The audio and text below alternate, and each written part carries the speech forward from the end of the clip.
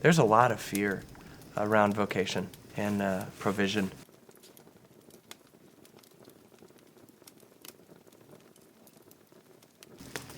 I think watching the story of Jars of Clay and how I did early on get my identity in doing music, specifically though with these other three people, too. I had a collective identity, and there was a lot of safety in that, and it was still hard work, certainly, but there was some parts of that kept me from having to step out and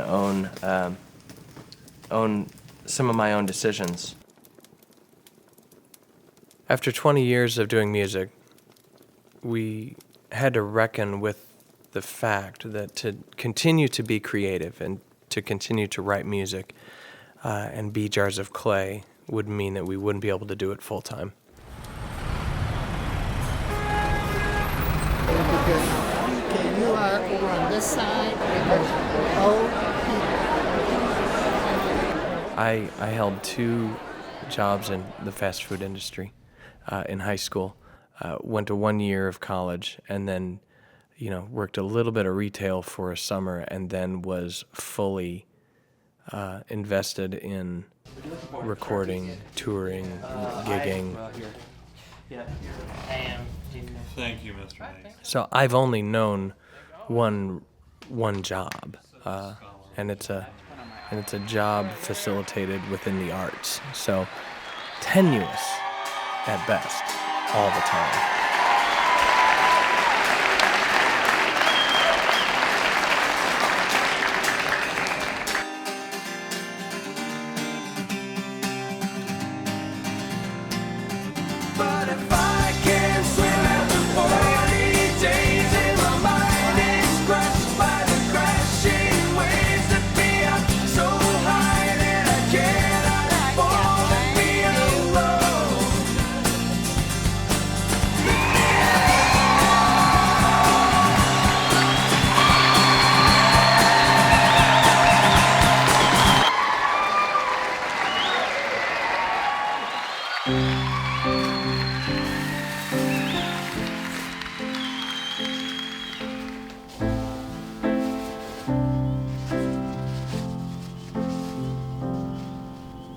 Wandered off like children in the woods.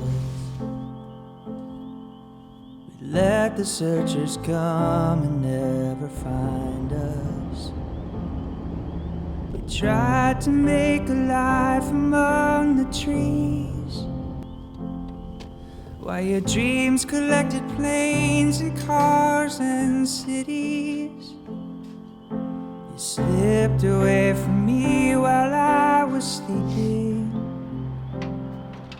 to climb the tallest oak and see the lights. Your dissatisfaction gave you questions. I fell in love with the experience of the barbershop as a kid.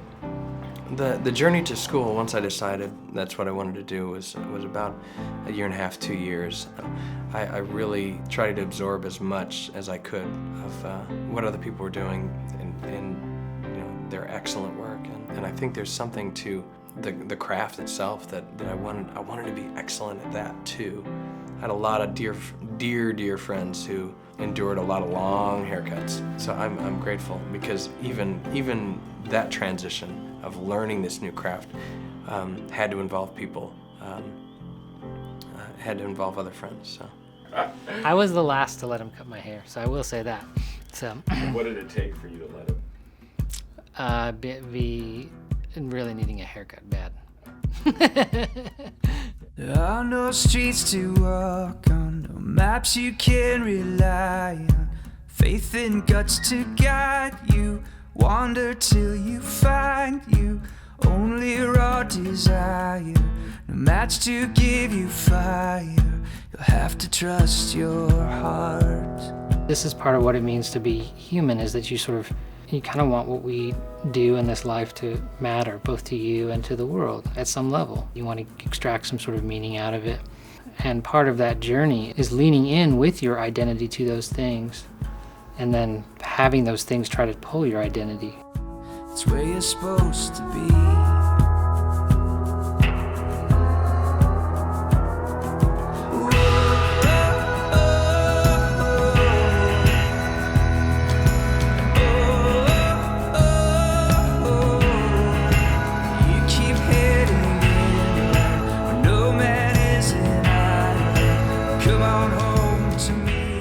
It's a great way for Steve to be himself and to do what he kind of already does anyway. So, but I think why everybody's cheering him on is because we all recognize that this is a way for Steve to be who he is.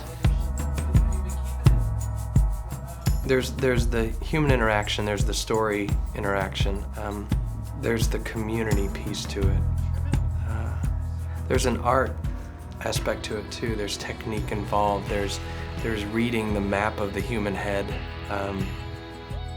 and all its nuance. Everyone in every phase of life is still asking. I think if they're being honest, is still asking some of those questions about who am I, where am I going, and who will go with me. So I'm trying to consider what and discern what that sort of satisfaction would look like for me, where I'm alive, I'm content, and I'm remaining curious to see what's next.